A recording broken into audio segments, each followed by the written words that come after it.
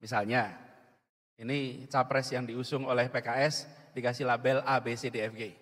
Misalnya, tidak bersahabat pada minoritas, menganut garis keras misalnya.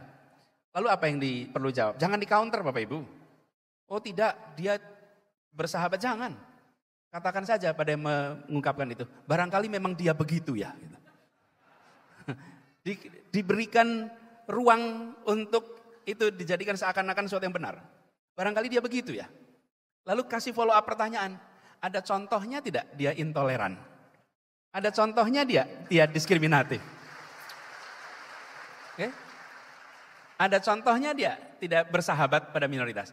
Kalau yang ditanya itu diberikan pertanyaan seperti itu, saya bisa jamin dia tidak akan bisa memunculkan fakta atas pernyataan yang diungkapkannya.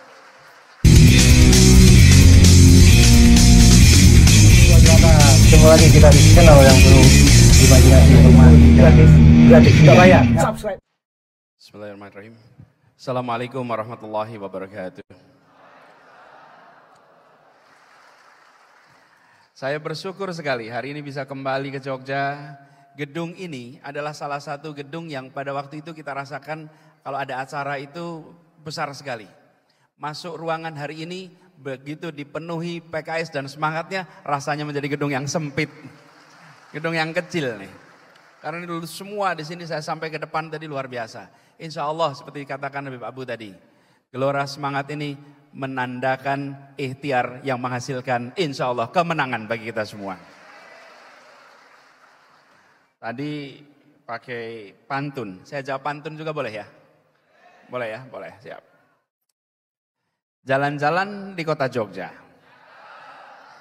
mampir makan gudeg pepaya. 2023 kita bekerja, 2024 PKS Jaya.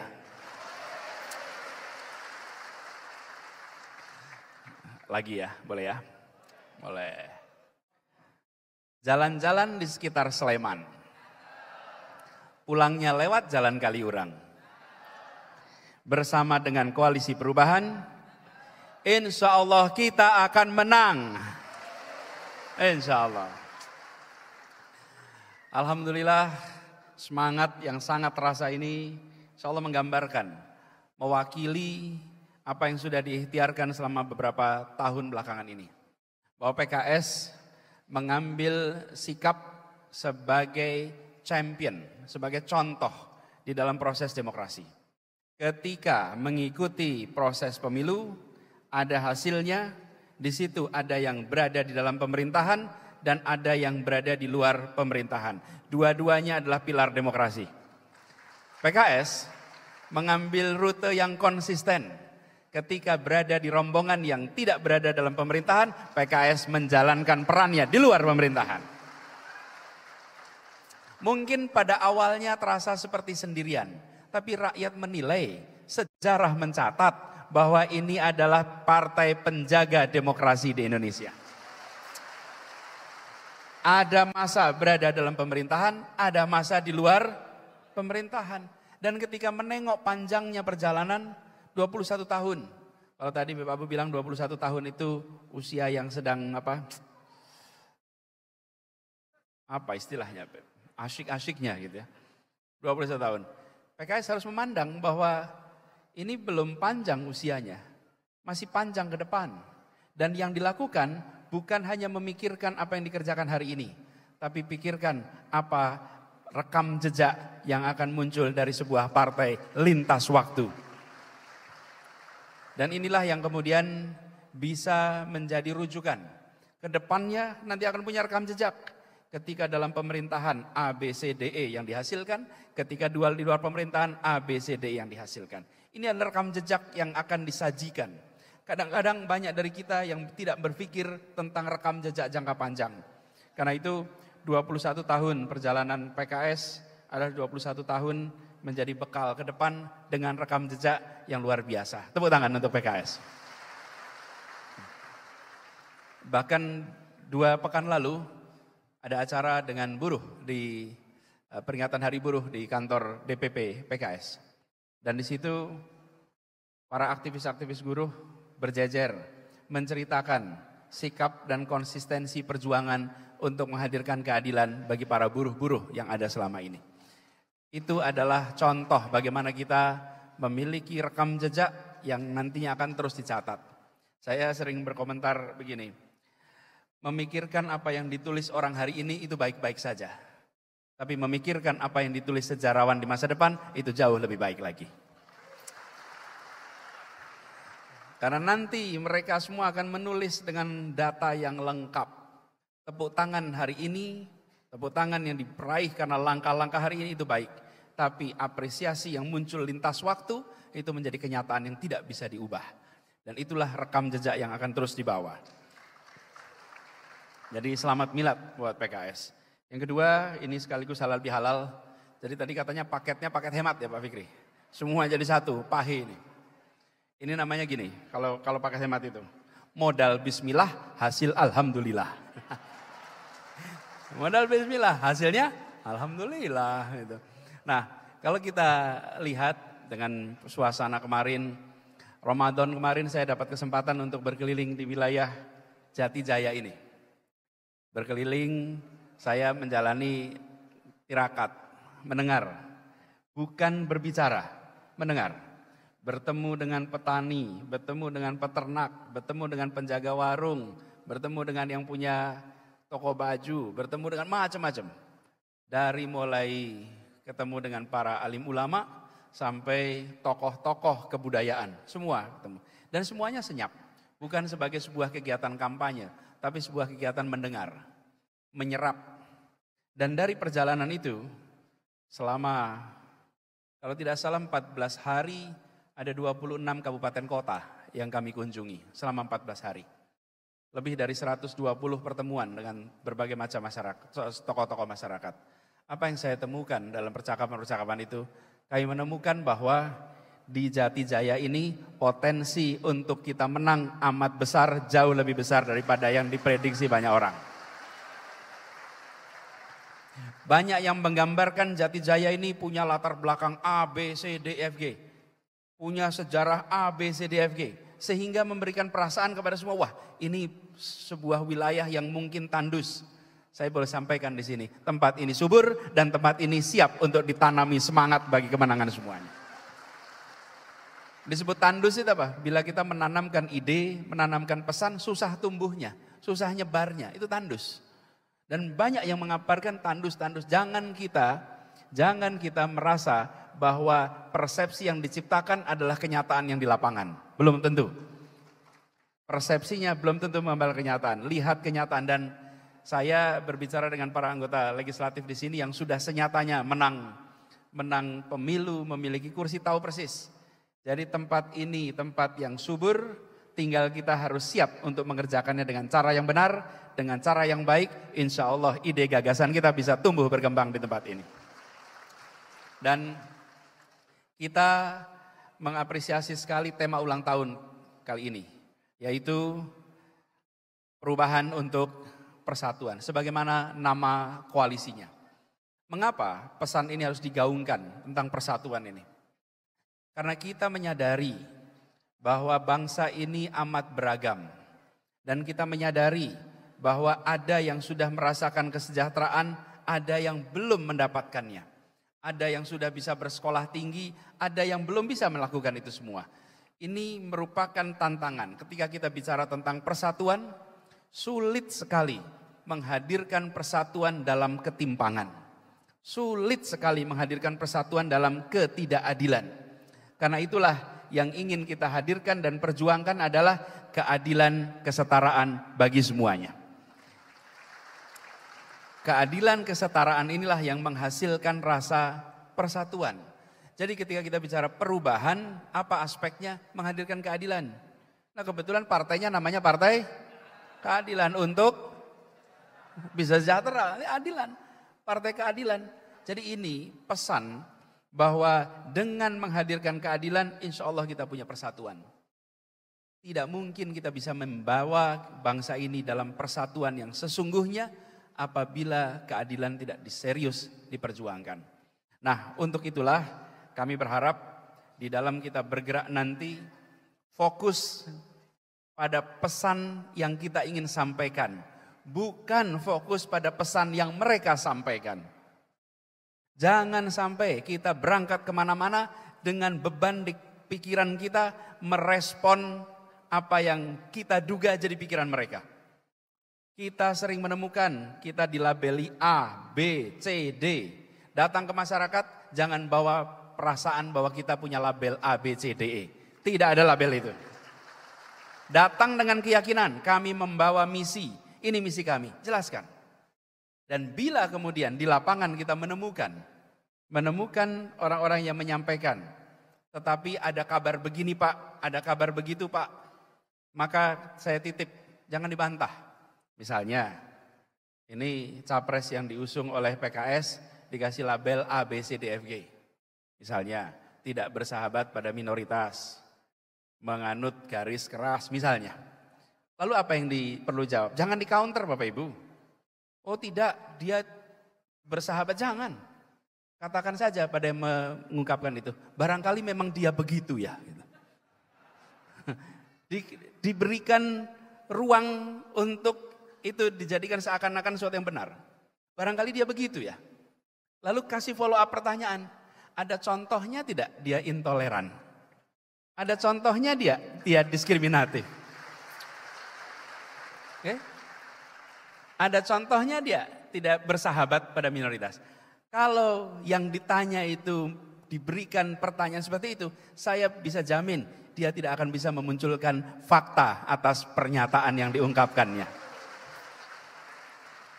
Jadi bukan kita membantah, tapi biarlah yang bersangkutan menemukan jawabannya sendiri. Dan inilah juga yang kita kerjakan di Jakarta.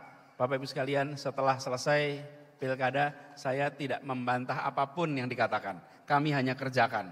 Karena kami yakin pernyataan-pernyataan itu akan bisa dibatalkan dengan kenyataan-kenyataan.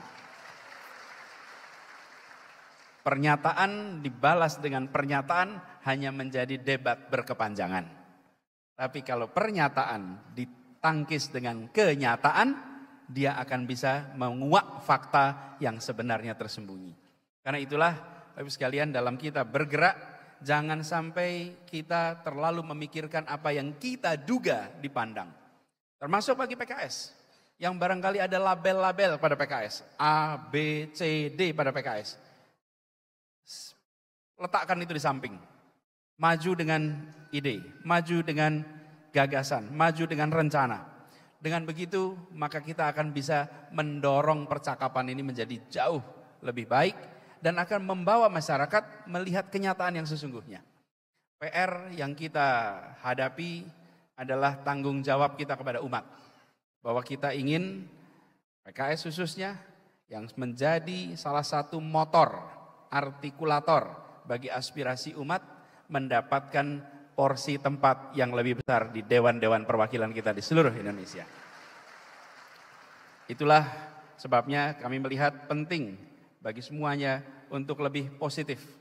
Jangan kita terlalu terbawa. Apalagi dalam kenyataan, saya ngobrol beberapa kali di lingkungan masyarakat, apa yang dipercakapan di sosmed dengan apa yang menjadi obrolan di masyarakat itu selisihnya jauh sekali. Gapnya jauh sekali. Nah, jangan sampai kita terbawa seakan-akan percakapan sosmed ini yang dirasakan umumnya di masyarakat. Dan kami melihat, Bapak sekalian, survei-survei yang dilakukan nih Pak Fikri tadi cerita, kita perlu fokuskan apa tema-tema, apa urusan-urusan yang dirasakan penting oleh masyarakat di Jawa Tengah, Jawa Timur, dan Jogja ini. Wilayah Jati Jaya ini apa sesungguhnya isu utamanya. Dan kalau kita bisa masuk dengan isu itu, membawa tawaran solusi, insya Allah di Jati Jaya kemenangan akan diantarkan untuk PKS. Saya memiliki keyakinan bahwa pemilih kita ini sudah terlatih untuk menghadapi berkali-kali pemilu. Walaupun di luar sana selalu ada berita-berita tentang penyimpangan dan lain-lain, tapi sesungguhnya porsi terbesar adalah tetap porsi orang yang memilih dengan apa yang dia yakini sebagai afiliasi, apa yang dia yakini sebagai misi, dan apa yang diyakini sebagai pesan-pesan. Walaupun ada cerita-cerita penyimpangan, selalu ada. Cuman kadang-kadang kita membicarakan problem daripada membicarakan yang bukan problem. Dan itu yang membuat semesta kita sering dipenuhi dengan berita-berita yang isinya problem. Tapi sesungguhnya kalau kita dorong tema-tema yang langsung menyentuh masyarakat dan dibawakan dengan kredibilitas, insya Allah itu akan bisa direspon dengan amat positif. Apalagi akhir-akhir ini kita menyaksikan bahwa ikhtiar untuk membawa perubahan sering mendapatkan tantangan. Tadi Pak Sekjen Beb Abu menceritakan bahwa tantangan yang dihadapi itu cukup besar. Tapi memang, Bapak sekalian, kalau kita mau berjalan menuju puncak, jalan itu mendaki. Tidak ada jalan ke puncak yang menurun. Kalau ada jalan ke puncak yang menurun, saya pengen lewat jalan itu. Tidak ada. Semua jalan menuju puncak pasti mendaki. Kalau kita jalan lalu landai, berarti kita tahu ini tidak menuju puncak. Pada saat kita jalan dronjong, kata orang Jawa, malah turun ke bawah, berarti ini tidak menuju puncak. Tapi ketika kita jalan, terasa mendaki, terasa berat, maka tahulah kita bahwa kita sedang menuju ke puncak-puncak baru perjuangan ini. Ini kita jalan ke puncak, dan inilah yang terjadi. Ini pengalaman saya juga dulu ketika di Jogja. Kalau naik ke Kaliurang, Kaliurang itu bagi yang di luar Jogja, sisi utara Jogja ini ada Kaliurang. Nanti dari sana bisa, sebenarnya bukan Kaliurangnya, Bebeng namanya. Nanti naik ke atas Merapi. Itu kalau kita berangkat biasanya sekitar jam 9, jam 8 sampai ke puncak.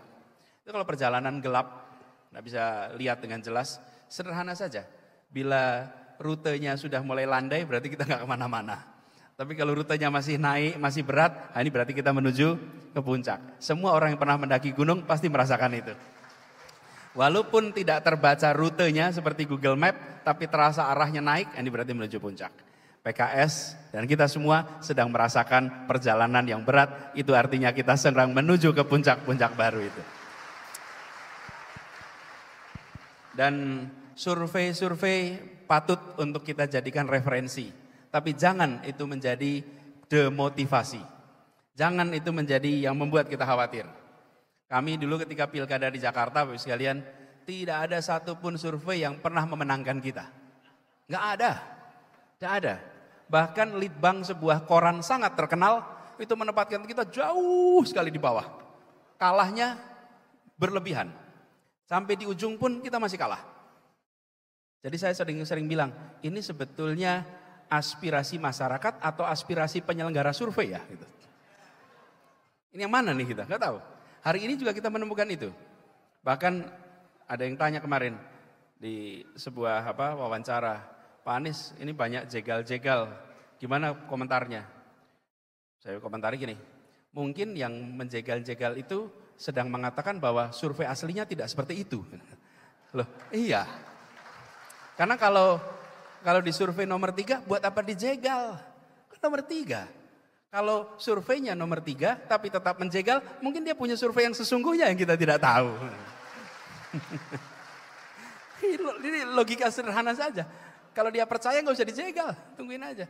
Jadi kalau sekarang Nasdem, Demokrat, PKS, di surveinya kelihatannya angkanya rendah, tapi tekanannya kuat terus, sesungguhnya ada survei lain yang angkanya lebih tinggi. Tapi itu dinamika yang membuat kita bisa melihat. Kami perhatikan, gunakan ini untuk feedback, terutama pada substansi.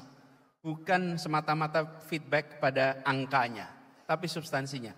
Tema apa yang kunci, urusan apa yang penting. Dan kita merasakan, masyarakat kita ini begitu bicara tentang perubahan, maka nomor 1 dia bicara tentang lapangan kerja, biaya hidup, pendidikan, kesehatan. Inilah yang paling dasar. Yang selalu dimanapun kita tanya, ini yang menjadi isu yang paling utama. Kita masuk di tema-tema itu, kita bawa itu. Lalu keadilan. Dan kita bicara keadilan, kesetaraan di depan hukum.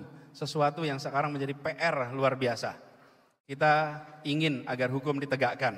Sambil kita juga ingin bahwa hukum tidak ditegakkan hanya untuk sebagian, dan sebagian yang lain dibiarkan melenggang begitu saja. Jadi tidak boleh kita tebang pilih, kira-kira begitu. Harapannya ini kita jaga terus ke depan. Ya Bapak sekalian yang saya hormati, para pimpinan PKS Jati Jaya, para pimpinan di setiap provinsi, kabupaten, kota, izinkan saya mengucapkan selamat. Insyaallah pengalaman yang kemarin dimiliki selama bertugas menjadi bekal, dan bagi para calon yang baru pertama kali maju, insyaallah BIMTEK ini membawakan bekal yang baik untuk nanti berkompetisi di lapangan. Kita yakin apabila sudah kita niati, insya Allah Allah bukakan jalannya. Fa idza azamta fatawakkal 'alallah. Dan kita yakin bahwa pertolongan itu akan datang. Dan kita melihat betul ruang perubahan itu cukup besar. Manfaatkan, dan dari Jogja kita berkumpul, kita kirimkan pesan perubahan untuk Jawa Tengah, untuk Jawa Timur, dan untuk DIY. Terima kasih. Assalamualaikum warahmatullahi wabarakatuh.